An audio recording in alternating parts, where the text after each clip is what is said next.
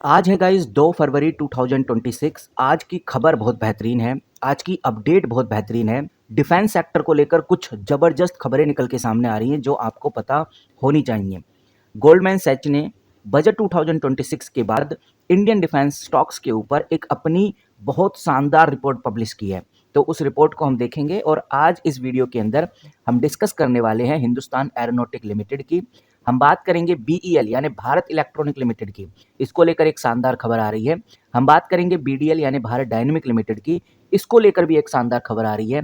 हम बात करेंगे एमटीआर टेक्नोलॉजी लिमिटेड, इस कंपनी को लेकर भी जबरदस्त खबर देखने को मिल रही है। साथ ही हम डिस्कस करेंगे पीटीसी इंडस्ट्री लिमिटेड की और हम बात करेंगे अस्त्र माइक्रोवेव प्रोडक्ट लिमिटेड की। इन सभी कंपनीज को लेकर जो शानदार खबरें आ रही हैं उन खबरों पे बात करेंगे और जानेंगे कि भाई अभी जो हमें ये डाउनफॉल देखने को मिल रहा है इन कंपनीज में, अभी के टाइम पे डाउनफॉल है, क्या ये डाउनफॉल कंटिन्यू रहने वाला है, कब तक नीचे गिरेगा कंपनी, कब तक ये स्टॉक नीचे गिरेंगे और कब जाके हमें फिर से तेजी देखने को मिलेगी, ओवरऑल मार्केट में क्या चल रहा है, ये सब आज इस वीडियो में जानने वाले हैं। सबसे पहले हम गोल्डमैन सच की बात करते हैं, उनके द्वारा क्या रिपोर्ट पब्लिश की गई है डिफेंस सेक्टर को लेकर। यहाँ पर आप देखेंगे तो मैंने सीएनबीसी टीवी 18 का आर्टिकल खोला हुआ है और इस आर्टिकल में सबसे इंपॉर्टेंट चीज है डेट चेक करना। आप डेट चेकआउट करिए, 2 फरवरी 2026 का ये आर्टिकल है और इस आर्टिकल में आप इधर ये इंपॉर्टेंट हेडलाइन चेकआउट करिए कि बजट 2026 आया, उसके बाद गोल्डमैन सैच ने अपना एक बड़ा प्रोजेक्ट, एक बड़ी रिपोर्ट पब्लिश कर दी है डिफेंस स्टॉक्स को लेकर। यहाँ पर नीचे आपको उन सभी कंपनीज के नाम दिए गए हैं जिनमें बड़ी हलचल हमें देखने को मिलने वाली है। ये रिपोर्ट बहुत ही क्लियर करती है कि अब आगे क्या होने वाला है डिफेंस कंपनीज में। और आपको बता दूं गोल्डमैन सच इस सेक्टर को लेकर अभी काफी ज्यादा बुलिश है, यानी कि वो पॉजिटिव है। इतना ही नहीं, गोल्डमैन सच का यहाँ पर बहुत क्लियरली मानना है कि आने वाले सिर्फ 20 सालों में जो डिफेंस सेक्टर है लगभग 6 से 7 गुना तक बढ़ सकता है और ये 10 लाख करोड़ तक जा सकता है। इसीलिए वो इस सेक्टर में बोल रहे हैं कि भाई लंबे समय का घोड़ा बनना जरूरी है, लॉन्ग टर्म गोल रखना बहुत जरूरी है। सिर्फ इतना ही नहीं, आप इधर देखेंगे तो एक और आर्टिकल पब्लिश हुआ है, द इकोनॉमिक्स टाइम्स के द्वारा इस आर्टिकल को पब्लिश किया गया है। यहाँ पर हमें बहुत क्लियर देखने को मिलता है कि जो फाइनेंस मिनिस्टर हैं, फाइनेंस मिनिस्टर यानी कि निर्मला सीतारमन ने बहुत इंपॉर्टेंट बात यहाँ पर कही है कि देश की रक्षा के साथ कोई भी समझौता नहीं किया जा सकता। इनफैक्ट उन्होंने ये भी बताया कि पिछले एक दशक में यानी पूरे 10 साल में सरकार ने डिफेंस में बहुत बड़ा इन्वेस्टमेंट किया है और इन्हीं 10 सालों में भारत को एक मजबूत पकड़ मिली है डिफेंस सेक्टर में। और इस आर्टिकल का सबसे इंपॉर्टेंट हाईलाइट है ऑपरेशन सिंदूर। फाइनेंस मिनिस्टर निर्मला सीतारमन ने ऑपरेशन सिंदूर को लेकर, जो कि पिछले साल हुआ था, इसमें जो भी कॉन्फ्लिक्ट हुए थे उसको लेकर बड़ा जिक्र किया है और उन्होंने बहुत क्लियर बोल दिया है कि भाई ऑपरेशन सिंदूर ने हमें ये दिखा दिया है कि हमारी तैयारी किस लेवल पे है। और इसी चीज को हम ध्यान में रखते हुए इस साल जो बजट है, डिफेंस बजट है, उसकी स्पेंडिंग 15% से बढ़ाकर 7.84 लाख करोड़ कर रहे हैं। और गाइस डिफेंस सेक्टर के लिए एक बहुत बड़ी अपडेट है और कह सकते हैं कि डिफेंस बजट में एक बहुत अच्छा एलोकेशन हुआ है। इनफैक्ट निर्मला सीतारमन का ये भी कहना है कि अब भारत सिर्फ डिफेंस जो वेपन्स हैं उनको मंगवाने वाला देश नहीं रहा, अब वो एक्सपोर्ट भी करता है। और ये बात भी बहुत सुनने वाली है, उन्होंने बहुत क्लियर बोला है जो टोटल प्रोक्यूरमेंट है, टोटल प्रोक्यूरमेंट बजट का एक बड़ा हिस्सा सिर्फ डोमेस्टिक कंपनीज के लिए रखा गया है ताकि जो भारत की विदेशी कंपनीज के ऊपर निर्भरता है वो कम हो सके।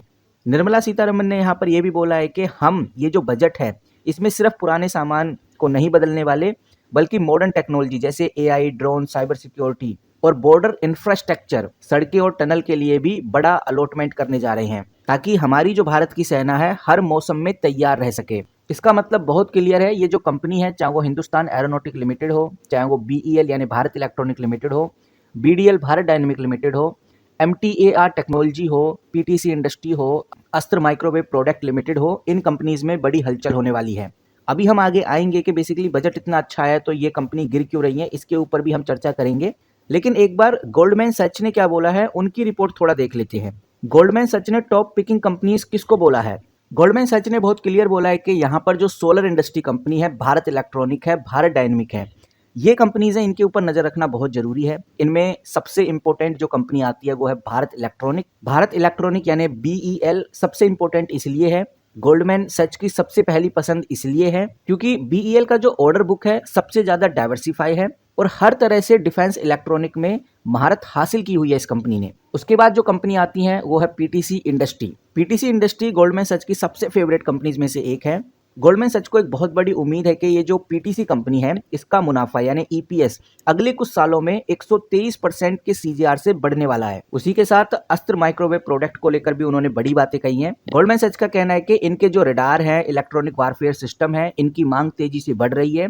बाय रेटिंग दी गई है, टारगेट प्राइस भी 1455 रखा गया है। भाई एक और बेहतरीन company data patterns India limited, इसके प्रॉफिट मार्जिन दूसरी कंपनी से बहुत बेहतर रहने की उम्मीद है, तो डेटा पैटर्न्स के ऊपर नजर बना के जरूर रखिए। वहीं गोल्डमैन सैच ने कुछ कंपनीज को अवॉइड करने के लिए भी बोला है। अब अवॉइड करने के लिए कौन कौन सी कंपनी को बोला है वो मैं आपके सामने रखना चाहूंगा। सबसे पहली कंपनी है बीडीएल, भारत डायनेमिक लिमिटेड।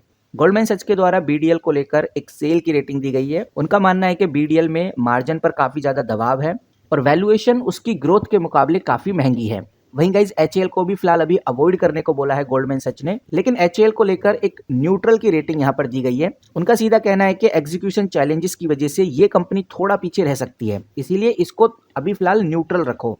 तो ओवरऑल सीएनबीसी टीवी 18 के इस आर्टिकल से एक बात तो समझ में आ रही है, जो गोल्डमैन सच है उनका जो झुकाव है, जो प्रेफरेंस है प्राइवेट कंपनीज के ऊपर ज्यादा है। उनका सीधा कहना है कि आने वाले 3 सालों में ये प्राइवेट कंपनीज 32 सीजीआर से ग्रो करने वाली है, जबकि जो सरकारी कंपनी है, जो पीएसयू कंपनी है, चाहे वो एचएएल हो, बीईएल हो, बीडीएल हो, ये लगभग 13% के आसपास ग्रोथ दिखा सकती हैं। तो ये मानना है गाइस गोल्डमैन सच का। आप किस तरह से देखते हैं वो कमेंट करके जरूर बताइए, आपकी क्या राय है वो भी हम जानना चाहेंगे। लेकिन एक सबसे इंपॉर्टेंट सवाल ये आता है भाई, जब अच्छा खासा बजट आ गया, 15% के आसपास का बजट एलोकेशन हुआ है डिफेंस सेक्टर को लेकर, निर्मला सीतारमन ने भी बहुत पॉजिटिव बातें डिफेंस सेक्टर को लेकर बोली हैं, बड़े बड़े रिपोर्टर्स के द्वारा भी डिफेंस सेक्टर को लेकर काफी पॉजिटिव बताया जा रहा है, तो फिर क्यों एचएएल हो गया, बीईएल हो गया, बीडीएल हो गया, पीटीसी इंडस्ट्री हो गया, अस्त्र माइक्रोवेव प्रोडक्ट लिमिटेड हो गया, ये कंपनीज फिर क्यों गिरती हुई नजर आई, यानी कि ज्यादातर जो डिफेंस सेक्टर है क्यों गिरता हुआ नजर आया है। फिलहाल जब मैं वीडियो शूट कर रहा हूं तब तक तो यही हाल है, हो सकता है कि आगे चीजें हमें बदलती हुई नजर आए। ऐसा मैं इसलिए बोल रहा हूं क्योंकि ये बात हमें समझनी है। हालांकि बजट में बहुत अच्छी डिफेंस स्पेंडिंग हुई है, लगभग 15% के आसपास डिफेंस स्पेंडिंग बढ़ी है, फिर भी ये कंपनी अगर गिरी है तो इनके 4 बड़े कारण निकल के सामने आते हैं। पहला बड़ा कारण तो यही है कि जो एचएएल है, जो बीईएल बीडीएल कंपनी है, या फिर जो पारस डिफेंस जैसी कंपनी है, मैं इधर पारस डिफेंस भी खोल देता हूँ, ये आप स्क्रीन पे देख सकते हैं, चाहे वो पारस डिफेंस जैसी कंपनी हो, ये पिछले कुछ हफ्तों में पहले से ही 15 से 20% भाग चुकी थी। और जैसे ही बजट की न्यूज आई, बजट पॉजिटिव आए, बड़े इन्वेस्टर्स एफआईआई डीआईआई ने सोचा कि अब मुनाफा वसूल करने का टाइम आ चुका है। उन्होंने न्यूज आते ही बेचना शुरू कर दिया, जिसकी वजह से आज हमें ये डाउनफॉल देखने को मिला। दूसरा सबसे बड़ा रीजन है बजट। बिल्कुल सही सुन रहे हो गाइज, डिफेंस बजट अच्छा आया, लेकिन ओवरऑल बजट को लेकर निराशा जताई जा रही है, मार्केट थोड़ा डाउन चल रहा है। ऊपर से सरकार ने एसटीटी यानी सिक्योरिटी ट्रांजैक्शन टैक्स बढ़ा दिए हैं। फ्यूचर के ऊपर 0.02% से बढ़ाकर 0.05% कर दिया है, ऑप्शंस के ऊपर 0.1% से बढ़ाकर 0.15% कर दिया है। इस वजह से पूरा मार्केट थोड़ा प्रेशर में आपको देखने को मिल रहा है, और इसी वजह से ये जो डिफेंस कंपनीज हैं, बिकॉज ये हाई वैल्यू सेक्टर है, इसके ऊपर भी हमें ज्यादा असर देखने को मिल रहा है। तो दूसरा सबसे बड़ा रीजन यही है। तीसरा सबसे बड़ा इंपॉर्टेंट रीजन है, ये जो कंपनी गिर रही है इसके पीछे का रीजन है मार्केट की उम्मीद। मार्केट को पूरी उम्मीद थी कि शायद कोई बड़ा ऐलान होने वाला है डिफेंस को लेकर। जैसे डिफेंस को लेकर ऐसा बोला जा रहा था कि भाई 100 से ज़्यादा फाइटर जेट तुरंत ऑर्डर दिए जाएंगे, बहुत सारी मेगा सबमरीन डील होंगी। लेकिन जो फाइनेंस मिनिस्टर हैं, जब बजट आया तो फाइनेंस मिनिस्टर ने मोस्टली पुरानी पॉलिसीज को ही आगे बढ़ाया है। कोई सुपर सरप्राइज ना मिलने की वजह से भी ट्रेडर्स ने एग्जिट का बटन दबा दिया, और यही रीजन है कि आज हिंदुस्तान एरोनॉटिक लिमिटेड, बीईएल यानी भारत इलेक्ट्रॉनिक लिमिटेड, बीडीएल यानी भारत डायनेमिक लिमिटेड, या और जो कंपनीज हैं जो गिर रही हैं, जो डिफेंस सेक्टर से बिलोंग करती हैं, उनके पीछे के यही 3 बड़े रीजंस हैं। अब आप किस तरह से देखते हैं कमेंट करके जरूर बताइए। लेकिन ओवरऑल पिक्चर मैंने आपके सामने शेयर की है। मैंने गोल्डमैन सच का जो रिपोर्ट था वो आपके साथ शेयर किया है। बाकी जैसी कोई बड़ी खबर, बड़ी अपडेट आती है तो आपके साथ जरूर शेयर करूंगा। डिफेंस सेक्टर से अगर आप जुड़े हुए हैं, सेमीकंडक्टर सेक्टर से अगर आप जुड़े हुए हैं, शिप बिल्डिंग सेक्टर से अगर आप जुड़े हुए हैं, तो चैनल को सब्सक्राइब करके रखिए ताकि आपसे कोई भी अपडेट मिस ना हो सके। मिलते हैं किसी नई वीडियो के साथ, तब तक के लिए take care and good bye.